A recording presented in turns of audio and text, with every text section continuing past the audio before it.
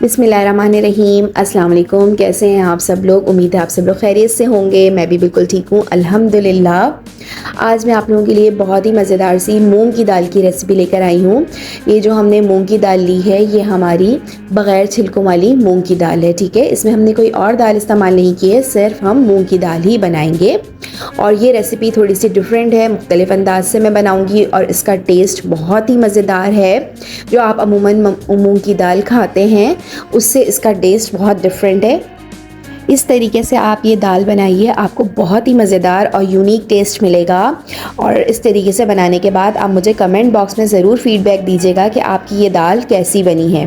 ठीक है, बहुत मज़े की ये दाल बनती है। अमूमन जो हम दालें खाते हैं, एक ही तरह की दालें खा खा के हमारा दिल भर जाता है और हर दफ़ा दाल में एक ही तरह का टेस्ट आता है।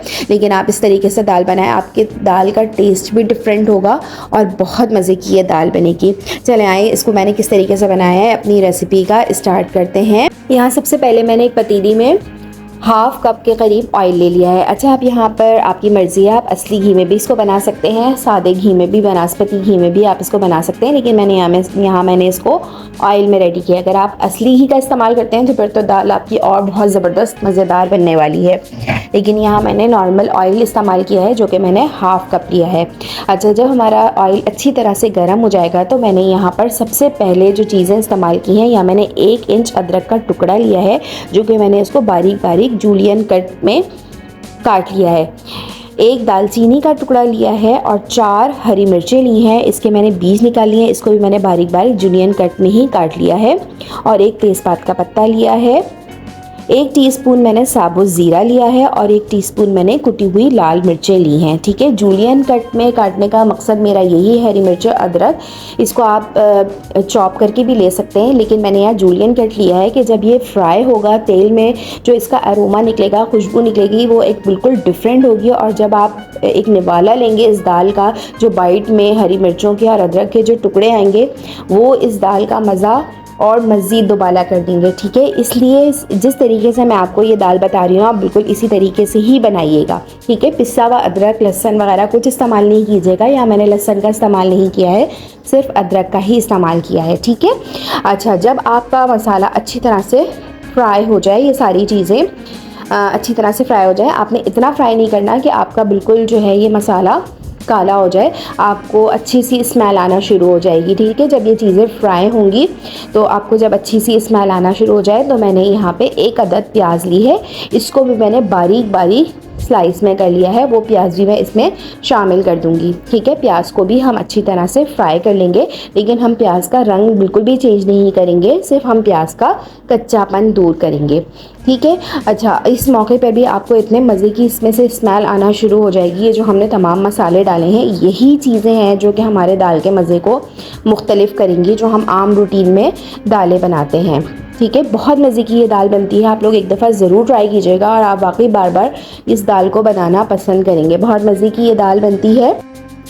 प्याज हमारी फ्राई हो गई है। अच्छा, अब मैंने यहाँ पर एक बड़ा टमाटर लिया है, इसको भी मैंने बारीक बारीक चॉप कर लिया है, वो भी मैं इसमें शामिल कर दूँगी। ठीक है, इसको भी अच्छी तरह से मिला लीजिए, मसाले के साथ थोड़ा सा भून लीजिए।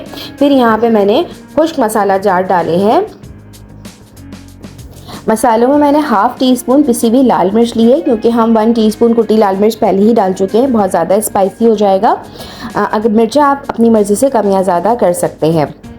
1 टीस्पून मैंने पिसा हुआ धनिया इस्तेमाल किया है और हाफ़ टीस्पून मैंने इसमें हल्दी पाउडर शामिल किया है और 1 टीस्पून मैंने इसमें नमक डाला है। बस मसालों में हम यही मसाले डालेंगे और इनकी अच्छी तरह से भुनाई कर लेंगे।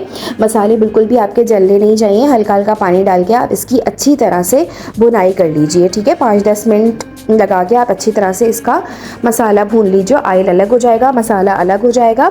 मसाले की भुनाई बहुत ज़रूरी है, इसी से ही हमारे दाल का जो मज़ा है वो अच्छा होगा। ठीक है, मसाला बिल्कुल भी आपका कच्चा नहीं रहना चाहिए।